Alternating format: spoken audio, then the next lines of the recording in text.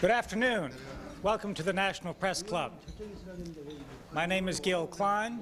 I'm the club's president and a national correspondent for Media General newspapers, writing for the Richmond Times-Dispatch, the Tampa Tribune, and the Winston-Salem Journal. I'd like to welcome my fellow club members in the ballroom today, as well as those of you who are watching us on C-SPAN or listening to us on National Public Radio or the Global Internet Network. Before introducing our head table, I'd like to remind you of some upcoming events. On Monday, May 16th, David Satcher, Director of the Centers for Disease Control, will talk about protecting our youth, preventing deadly choices and exposures. On Wednesday, May 18th, and Thursday, May 19th, the Press Club will be sponsoring a conference entitled Openness and Secrecy, a symposium on establishing accountability in the nuclear age. As part of that two-day symposium, we will have two luncheon speakers. We are scheduled to have Vice President Al Gore on Wednesday, and on Thursday, the speaker will be the Director of the Arms Control and Disarmament Agency, John Holm. And on Thursday, May 26, Cardinal Joseph Bernardin, the Archbishop of Chicago, will present a speech entitled Healthcare Reform, the Consistent Ethic of Life. Transcripts, audio, and videotapes of these luncheons are available by calling 1-800-500-9911. If you have any questions for our speaker, and I certainly trust that you will, write them on the cards provided for you at your table and pass them forward, and I will ask as many as time allows. I'd like now to introduce our head table guests and ask them to stand briefly when I read their names, and please withhold any applause until after all the names are read. From your right is Lee Sang-suk, Washington Bureau Chief of Hankook Ilbo. Mike Putzel, columnist for the Boston Globe. Melinda Liu of Newsweek magazine. Ewan Hawk, member of the Korean National Assembly. Luncheon Baek, Washington Bureau Chief of the Seoul Broadcasting System. Lee Hee-ho, spouse of our speaker.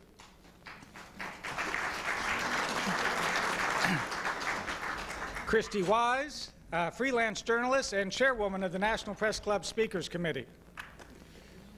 Jack Reynolds of Jack Reynolds Communications, and a member of the National Press Club Speakers Committee who organized today's luncheon.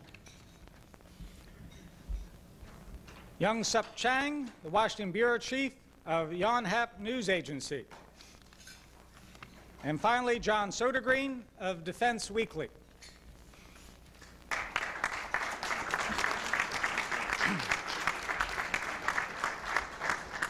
Also, I'd like to thank staff members Melissa Bender, Sherry Burton, Melanie Abdel-Dermat, and Jeff Tarbell for organizing today's luncheon. Our guest today, Dr. Kim Dae-Jung, is one of Asia's human rights pioneers. I first heard of Dr. Kim in 1987 when I was the Club Speakers Committee chairman. At that time, he was in the middle of what proved to be South Korea's first truly democratic election, and we scheduled him to speak. But he decided not to come to the United States. He wasn't sure if he would be allowed back into the country. South Korea has made a lot of progress since then, and much of it can be attributed to the stubborn tenacity of Dr. Kim. In 1973, during the military rule of General Park Chung-hee, he survived a kidnapping and attempted assassination by the Korean Central Intelligence Agency. Later, under another military dictator, General Chun Do-hwan, he was sentenced to death by a military tribunal. His life spared only because outgoing President Carter and incoming President Reagan told authorities in Seoul that U.S.-Korea relations would be jeopardized if Dr. Kim were executed. After launching a career that combined business and journalism, Dr. Kim entered politics and became leader of the opposition Democratic Party's presidential candidate in 1971, running against General Park. Despite a blatantly rigged election, Dr. Kim received 46% of the vote, and General Park suspended the country's constitution. Over the years, Dr. Kim has been imprisoned a number of times and spent more than 15 years under house arrest. After escaping his death sentence, he came to the United States and founded the Korean Institute for Human Rights. He returned to Korea in 1985 and led the nonviolent pro-democracy struggle that finally forced the military regime to agree to democratic reforms. He then ran for president 2 more times, losing to General No Tae-woo in a hotly contested 3-way race in 1987, and in 1992 to former fellow dissident Kim Young-sang. Dr. Kim comes to us in a crucial moment in Korean history. While the Cold War has ended just about everywhere else, on the Korean Peninsula, sabers are still rattling. Just this morning in the Washington Post, international columnist Jim Hoagland warned that North Korea may be willing to plunge the country into war rather than allow international inspectors to examine its nuclear production capability. Within the next few weeks, it should be clear whether North Korea has begun to stash away enough plutonium to build 5 or 6 new bombs. That would trigger an American push for international sanctions against North Korea, and the North Korean government has said that would be tantamount to a declaration of war. Secretary of Defense William Perry was quoted as saying, "When that happens, we will have to take seriously the risk of war." The thought of another war in the Korean Peninsula just seems absurd in this day when the tensions of the Cold War are about gone. Dr. Kim, we hope you can enlighten us on what is happening in Korea. Ladies and gentlemen, please join me in a warm press club welcome for Dr. Kim Dae-Jung.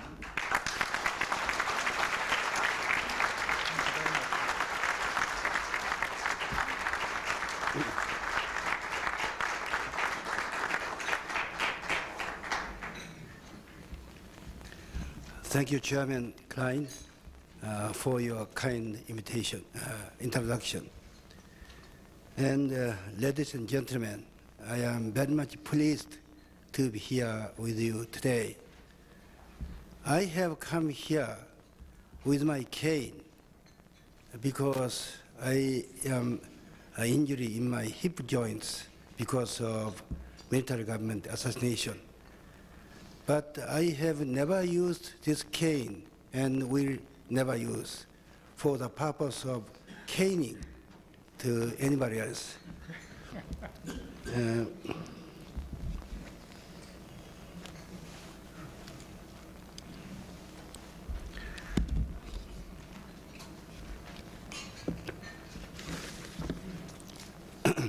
Thank you. I will now share my ideas on the 3 problems confronting the United States today in Asia.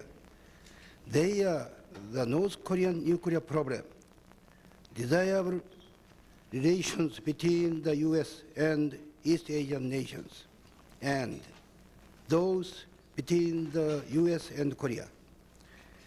It is possible to resolve the North Korean nuclear problem that has been confounding us and taxing our patience. I am convinced it is.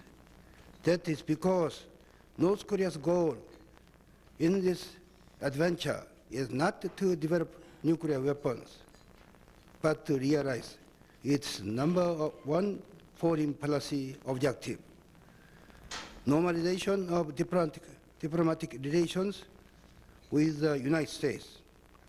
Kim Il-sung desperately hopes through diplomatic relations and economic cooperation with the West to escape from the hopeless economic situation and the extreme international isolation so that he can pass a stable regime on to his son. Needless to say, it is impossible for the North to improve its relations with the West unless it gives up the development of nuclear weapons. These two are mutually incomparable until the 1953 armistice. Kim Il-sung attempted to unify the Korean Peninsula using military force. After that attempt failed, he tried to repeat it repeatedly to instigate a communist revolution from within South Korea. But following the collapse of the Soviet Union and the disintegration of the communist governments in East Europe, Pyongyang began to experience international isolation and rapid deterioration of its economy. As a result, the North made a series of policy shifts. In 1991, North Korea made three major concessions to the West. The first was the joint entry, together with South Korea, into the United Nations, which the North Korea had opposed for more than 3 decades. Excuse me. The second was the acceptance of cross-recognition of two Koreas by the world community, especially the US, Japan, Russia, and China, which South Korea and the West had advocated since 1973. The third was its mutual recognition of the South and the North Korean governments as legitimate entities by signing a North-South agreement in December 1991. Though this series of concessions advocated by the moderates, Kim Il-sung expected a quid pro quo in the form of diplomatic and economic cooperation from the West. He also anticipated the cancellation of the annual team spirit exercise, but such expectations have not been fulfilled. Consequently, the hardliners gained the upper hand, and the result was the North Korean declaration of its intention to pull out of the NPT, and a series of very belligerent statements. The hardliners think if we are given no way out but to ruin, we might as well go down fighting to the end. North Korea doesn't have military capability to win a full-scale war, but has enough power to inflict casualties to millions of South Koreans and Americans. When North Korea announced its decision to abrogate the NPT on March 12 last year, I was at Cambridge University as a visiting fellow. Upon hearing the news, I immediately proposed a two-pronged approach to this problem, a package of simultaneous give and take, together with cooperation from China. What should each side give and take? Two things should be given from each side simultaneously. North Korea must give up its nuclear ambition and guarantee South Korea's security. At the same time, the United States must reciprocate with diplomatic normalization leading to economic cooperation, and North Korea's security assurance, including the cancellation of the annual team spirit exercise.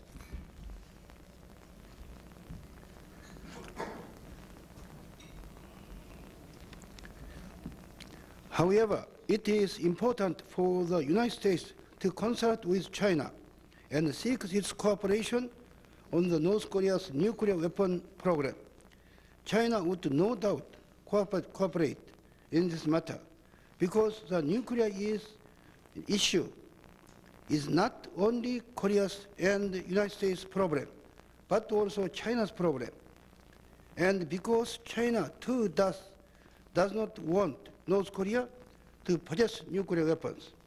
This is a foolproof approach. If the North Korea accepts this package deal, so much the better. If, on the other hand, Kim Il-sung rejects this package, China will have no choice but to support economic sanctions, unless, of course, it is willing to endure international criticism and lose face. This is nothing for us to lose with this one-shot package deal. We do not need to waste time any longer. I am not saying we should trust North Korea, but simply test its real intention. We are now entering the era of the Asia-Pacific region. If the United States really believes itself to be an Asian Pacific country, as declared by President Clinton, the U.S. must understand the sensibility of Asians. To an Asian, face saving is as important as saving his life. Instead of the give and take method of the West, an East Asian, if he feels he is treated with dignity, may cheerfully give two for one. On the other hand, if he is displeased, he might reject the deal altogether, no matter how advantageous to him. To formulate policies based on accurate understanding of these characteristics of the Asian sensibility is to assure the success of American foreign policies and gaining friends in the Asian Pacific region. Face saving is reciprocal. I save your face, then you will save my face. The United States is the only country that bases its foreign policies on human rights, and it is important for the U.S. to stay the course. And I give high marks to the U.S., but the U.S. must respect the Asian way of thinking, especially face saving, to get good results. I do not have right to meddle in the international affairs of the United States. However, since U.S. actions in Asia will profoundly affect us, and as a friend of America, I am compelled to ask you to respect face saving as an Asian way, while insisting on human rights progress and improvement in trade practices. This is how to ensure success in the long run. We feel very strongly about the tactics America has used in opposing Beijing's bid for the Olympics, pressing China on MFN and advancing its trade interests with Japan, South Korea, and other Asian countries, Asian nations. Face saving is even more important in dealing with North Korea, a country ruled for 5 decades by one man with absolute authority. Kim Il-sung's faith cannot be compromised no matter what might be offered in return. We must make good use of this point in dealing with the North Korean nuclear problem. Concerning this issue, President Clinton has recently made a magnanimous gesture by sending the Reverend Billy Graham to Pyongyang with his own message to Kim Il-sung. By receiving an emissary and message from the leader of the most powerful nation in the world, Kim Il-sung's stature has been greatly enhanced. Not long after that, North Korea accepted IAEA inspections. To considerable degree, I believe that Reverend Graham's Pyongyang visit played a considerable role in North Korea's change of attitude. And I heard today that there is a good development, about nuclear inspection between North Korea and IAEA, with the effort of American go-between role. I proposed to President Clinton that he send to China and North Korea an elder statesman, respected internationally, trusted by the Chinese and North Koreans, and sharing the views of President Clinton. Mr. Clinton's emissary can play an important role there. In recent interviews with the American press, Kim Il-sung showed a gesture of conciliation and willingness to make concessions. He even expressed his wish to visit the United States. I urge Washington not to miss this opportunity. Kim Il-sung's visit here by itself will signal the end of 50-year-old war-like situation on the Korean Peninsula. His American visit may take the form of attitude the UN General Assembly as a leader of a member nation. A national press club may be suited. A national press club invitation may be suited to Kim Il-sung's visit very well. I must stress that the U.S. should consult closely with the South Korean government before sending the emissary to the North, lest the North Korea should believe it can divide the U.S. and South Korea. Furthermore, the emissary's mission may fail without the South Korean cooperation. Last but not least is the U.S.-Korean relationship. There are several points to be made about this. First, the U.S. must keep its troops in Korea. U.S. forces are needed not only to keep the North from attacking the South, but also to prevent an upset in the balance of the power in the region. Second, the U.S. should exercise leadership in creating a 2+4 Northeast Asia cooperative security system.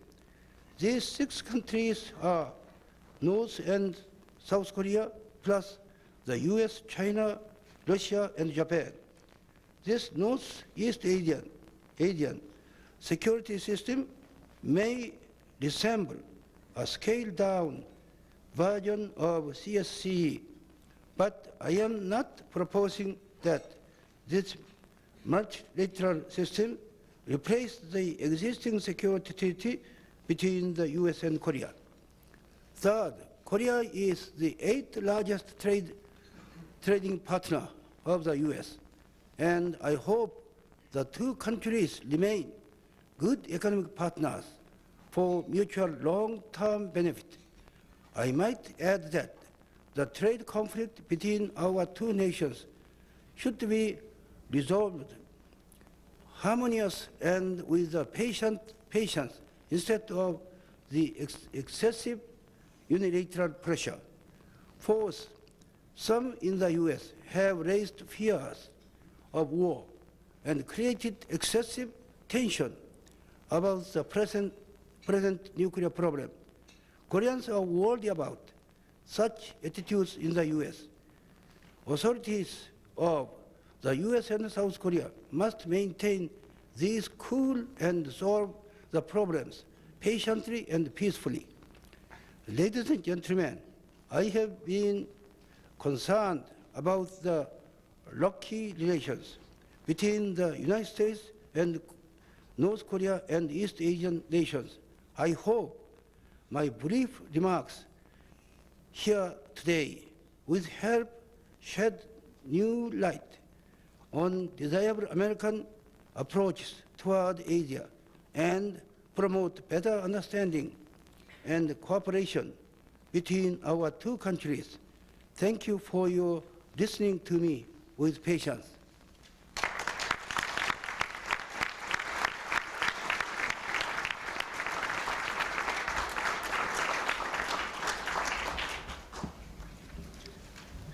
Thank you very much, Dr. Kim. It is part of, please have a seat for a minute. It is part of National Press Club history that the Korean War was actually caused by a National Press Club speech when Secretary of State Marshall spoke here in 1950 and outlined the United States' security perimeter and left off South Korea. If we could have a role in ending the conflict on the Korean Peninsula by having Mr. Kim Il-sung speak here, as you suggest, that would be, we would certainly be pleased to do that. And I will ask Speakers Committee Chairwoman Christy Wise to get an invitation off to him as soon as possible. Dr. Kim, though, the first question is, why do you believe that Kim Il-sung would accept an invitation to visit the United States? With conditions so tense today on the Korean Peninsula, wouldn't he prefer to remain in North Korea? Dr. Kim is having an interpreter go through the question for him so that he can make sure he understands whatever nuances are in there, and then he can speak at his pleasure.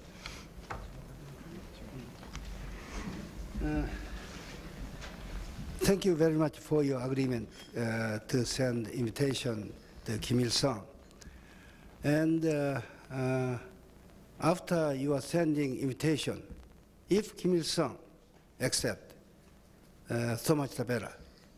But if not, Kim Il-sung must be criticized by world opinion because he expressed his strong desire to come to the U.S., enjoying hunting and fishing here, and getting friends here. So no rules for you in this effort to send an invitation to Kim Il-sung. Thank you.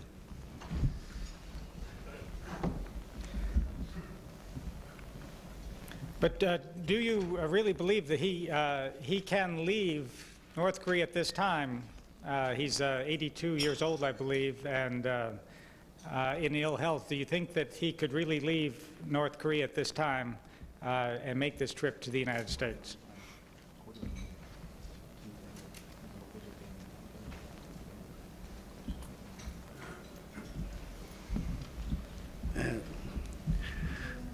Problem of his visit, we have not raised, but he raised. He was willing to come. So as he stated so, we send the invitation.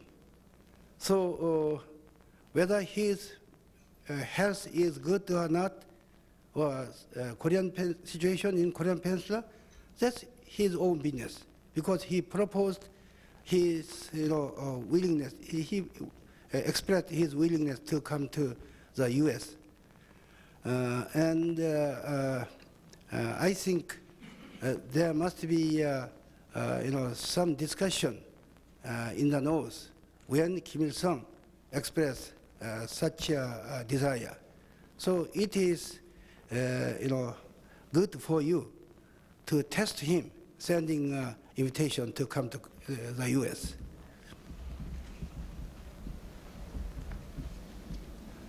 You have said two things that are somewhat at discrepancy with each other. One is that we should be respecting the internal rights of Asian nations, such as China. The other is that we should be pushing for human rights. Now, in the matter of most favored nation status for China, do you think it is best for the United States to push for human rights in China by cutting off most favored nation status for that country, or would that be counterproductive to getting China to agree to help with North Korea?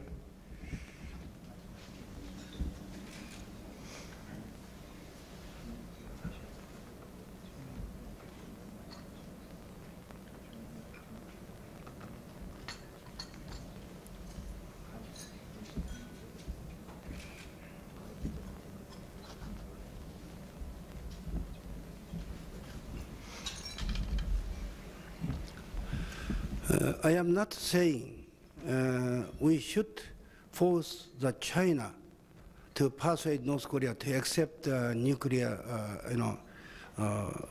transparency because of MFN. I am saying China is sharing same interest with North Korean nuclear issue. If North Korea does have nuclear, South Korea may follow. And Japan, there is possibility Japan goes nuclear way. If Japan wants, accept that way, as we know, Japan can become easily nuclear superpower, concerning its, economic and technical power.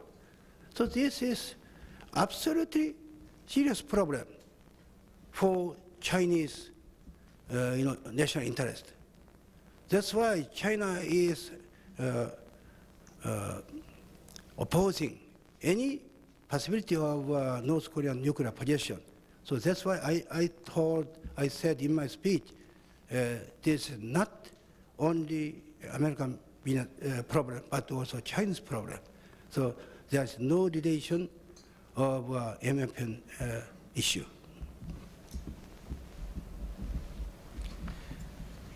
You proposed that President Clinton send an elder statesman to China and North Korea.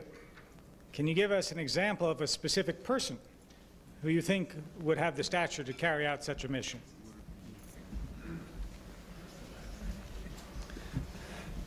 I hope such my remark should not be taken as my intervention in your domestic politics. So I am hesitating. But chairman of this National Press Club is so dignitarious. So I can't resist to his question, not giving answer. So I will try. So I think one of them, most suitable leader, elder statement, must be President Carter.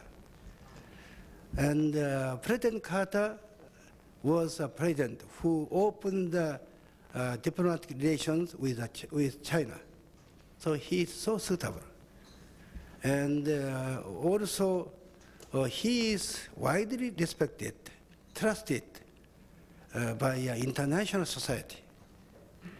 So in fact, yesterday, I have a telephone discussion with President Carter about East Asian problem, including North Korean nuclear issue.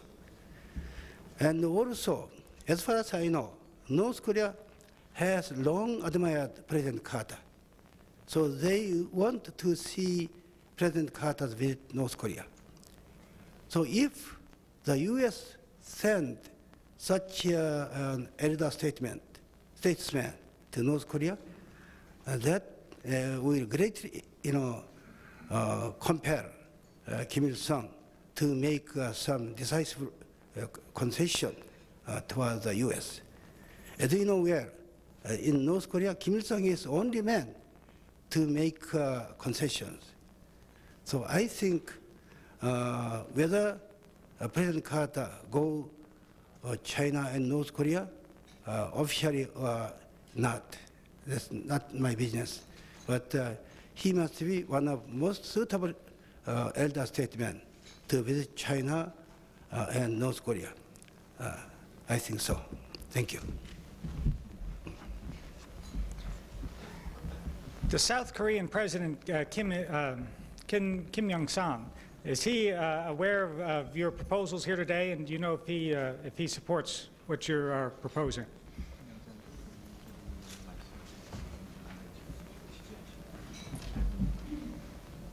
Yeah.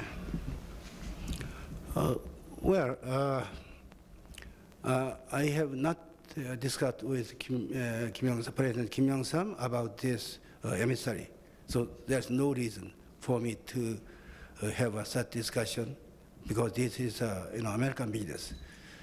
But I have long proposed President Kim Dae-Jung to have a summit meeting with Kim Il-sung as soon as possible. That is very necessary to reduce mutual hatred and misunderstanding between both countries, both governments, and to restore reconciliation and good cooperation between both sides. After my such proposal, President Kim Dae-Jung responded, proposing North Korean Kim Il-sung. I am ready to meet with Kim Il-sung anytime, any place, if he agrees. So I really want to see his meeting with Kim Il-sung to solve our problem. We must realize reconciliation, mutual cooperation, must develop a peaceful, reunification stage by stage. So I really want to his such, meeting. And I have been long invited by North Korea. So I openly declared before my people, unless President Kim Dae-Jung meet with Kim Il-sung, I'll not go to the North. So I am waiting for his meeting with Kim Il-sung. Then I'll consider my visit to the North. Dr. Kim, you mentioned that Koreans fear certain U.S. attitudes that raise the specter of war. What would Korean opinion be if the United States ignored the North Korean nuclear inspection stalling tactics?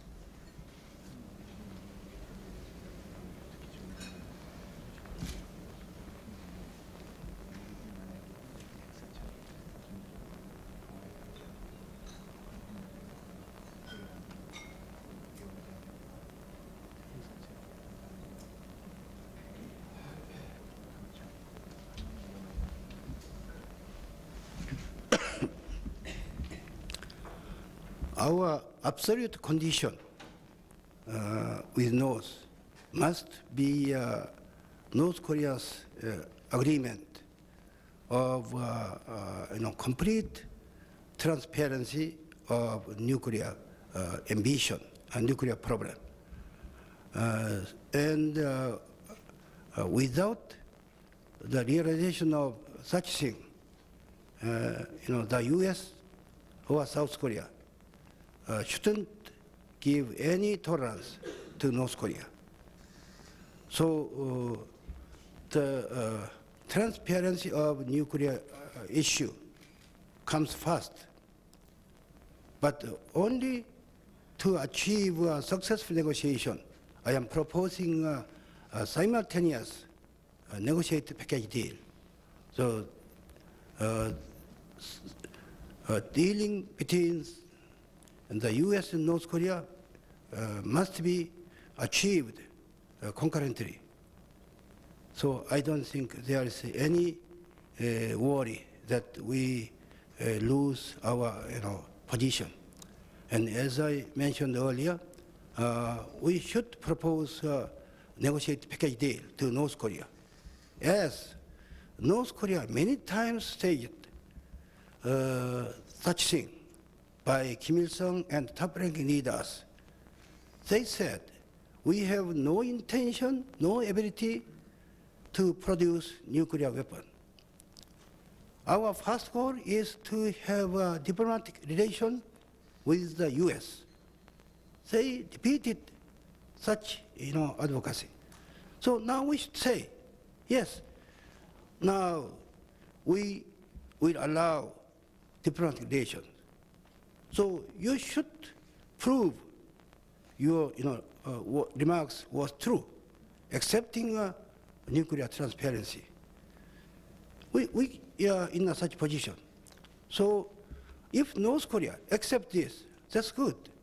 If not, we should ask China to persuade North Korea. And if North Korea doesn't agree with such Chinese pursuit, then with China, we should bring North Korea to the UN economic sanction. If China be cooperative, economic sanction will be very effective. This is our way. Nothing to lose. We don't need much time to solve this problem. Yesterday, when I met with State Department leaders, including Assistant Secretary Galucci, I told them it is time for us to put an end to this problem. We have consumed too much time. If we continue such thing, it's not good for us. The longer we continue such nuclear negotiation with North Korea, the more the US and South Korea must lose its prestige. Nothing to gain. I suggest him. This is my analysis and suggestion. Thank you. As I said before, Kim Il-sung himself is 82 years old, and his son, who is the heir apparent, has been described in the American media as unstable. Do you think that there is a pressure to get some kind of resolution to this thing while Kim Il-sung is still alive?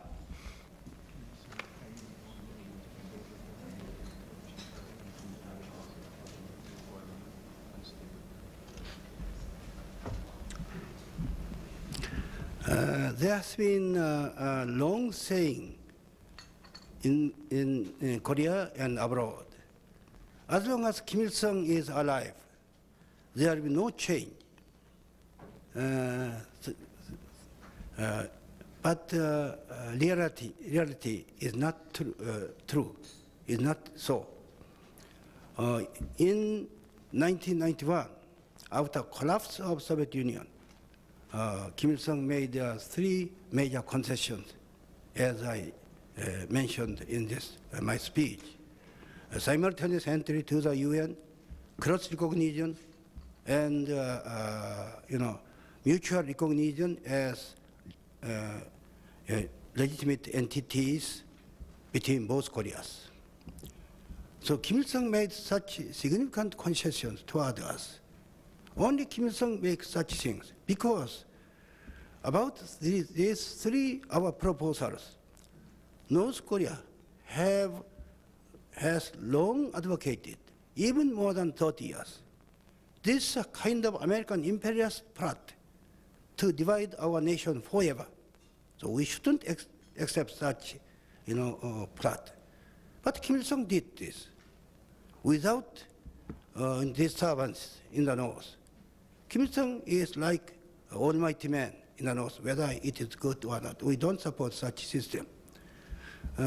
No doubt, after Kim Il-sung, even if Kim Jong-il succeed his father's position safely, but Kim Jong-il couldn't exercise same authority and couldn't be strong like Kim Il-sung.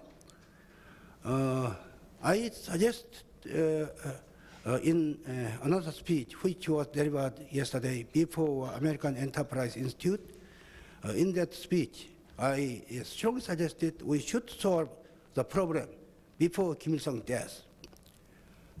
But, and let me tell you, this is not my own judgment, but American experts' judgment, such as former, the U.S. ambassador to Korea.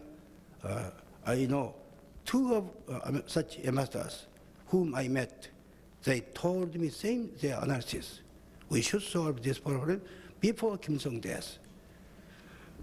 And as far as I know, Chinese government also think that before Kim Il-sung's death, problem in Korean Peninsula should be solved. And if you allow me about diplomatic relations with North, this is not, this is not the giving, allowing of privilege. In a sense, this is our promise, with two reasons. One is, in 1991, North Korea became a regular UN member with the blessing of the US government. So diplomacy doesn't mean ally or a friendly country, but mean relation with the existing country. It is contradictory for us not to have a regular UN member, not to have diplomatic relations with the regular UN member. And in addition, when in 1973, South Korean then President Park Chung-hee proposed this, cross-recognition. Since that time, including the US, the West has long supported this. But now, cross-recognition is only working on our side, not North Korean side. North Korea feels kind of breach of promise. And also, diplomacy is not, advantageous only for North Korea, but for us. Imagine if we have tens of, our embassy buildings in the north with hundreds of, our diplomats from Western society and South Korea. And naturally, there will be our businessmen, to invest there, with North Korean businessmen. And tourism will be there. Many of tourists go to North Korea.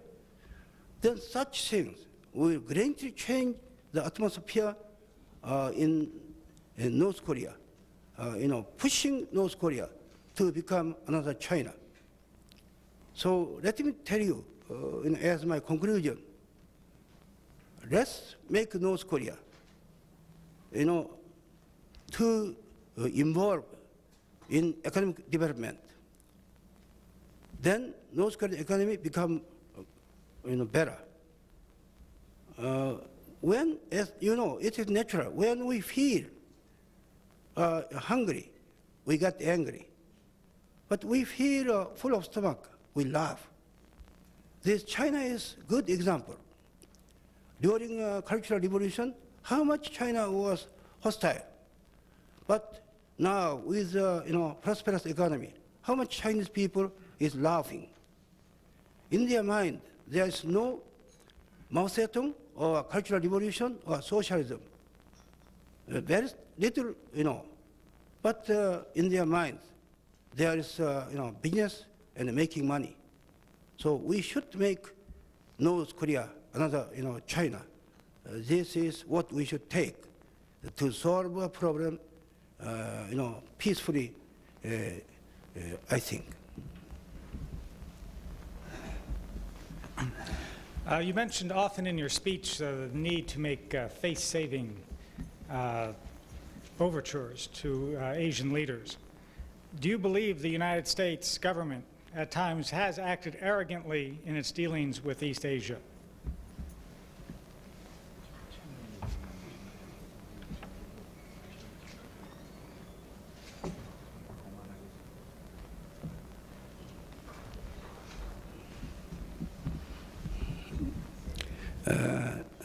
Difficult question.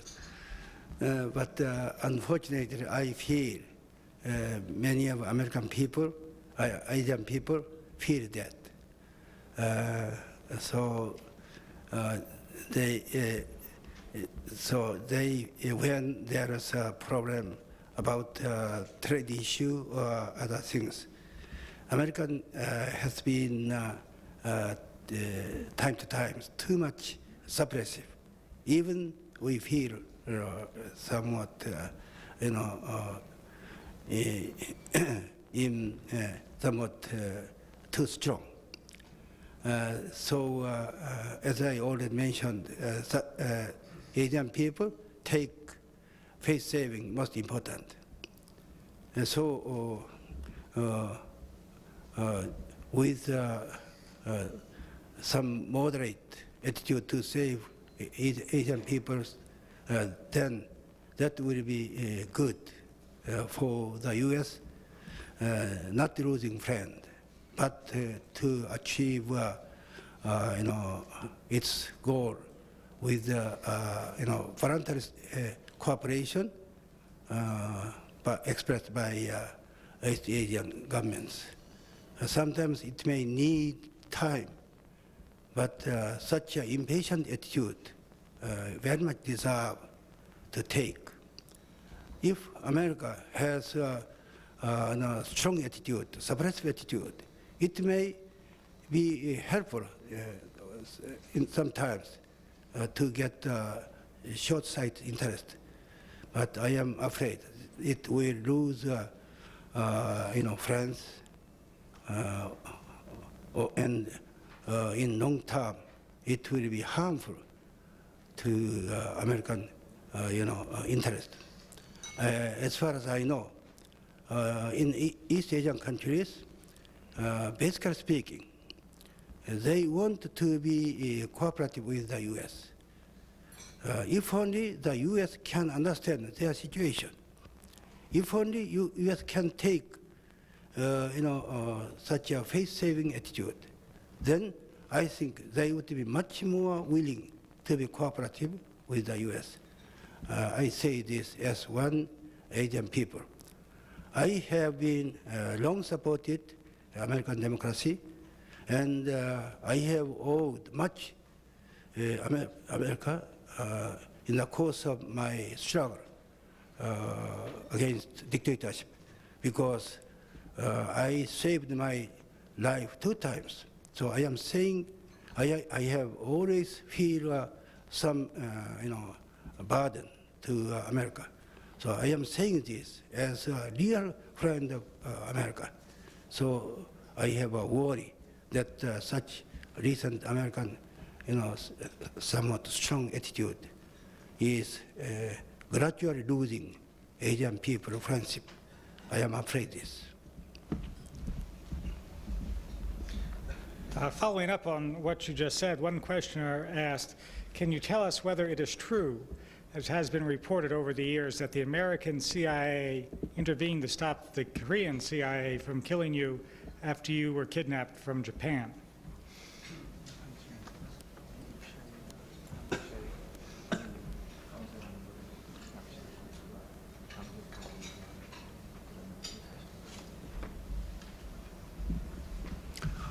Yes, that was really true, real true. Without such American intervention, my life would not be saved. In 1973, that time I was in exile in the US and Japan. In August, I was abducted at some Tokyo hotel. Abductors, Korean CIA men, first had a plan to kill me in the bus stop, hotel bus stop, dismembering my body. So they prepared 3 rucksacks, heap of tissue paper, strings, but they gave up in killing me at the bus stop because I shouted help. So they afraid of my voice was known by others. They brought me to the sea, leaving all these things, rucksacks, paper, and also they left their North Korean cigarette, disguising North Korean activity. And in the ship, Asia ship, I was about to be thrown into the sea. My whole body was tightly tightened. That very moment, as far as I know, Japanese plane came there over the ship and threw warning bomb. So I was narrowly escaped from the death. That time, American CIA visited Korean president, warning not to kill me, and provided this information to a Japanese government. As far as I confirmed, president. So I was able to be saved with such American CIA activity that time. And also in 1980, when I was sentenced to death, without the American effort to save my life, together with world opinion, my life would not be saved. That time, President-elect Reagan, it was in 1980, made their best effort to save my life. So I don't know this time in 1980 whether CIA involved in this case or not, but it is true that the American government saved, much contributed to save my life. Thank you. Thank you very much.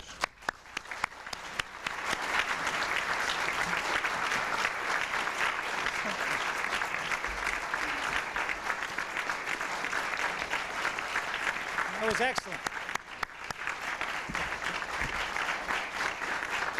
I'm afraid we are out of time. In honor of your appearing here and to save face, we would like to present you with a certificate of appreciation for appearing here and with our traditional National Press Club mug, which we certainly appreciate your coming here today. My honor. Thank you very much. Thank you, sir.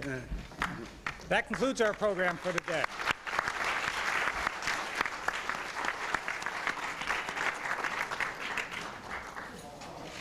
That was quite a moving story, sir.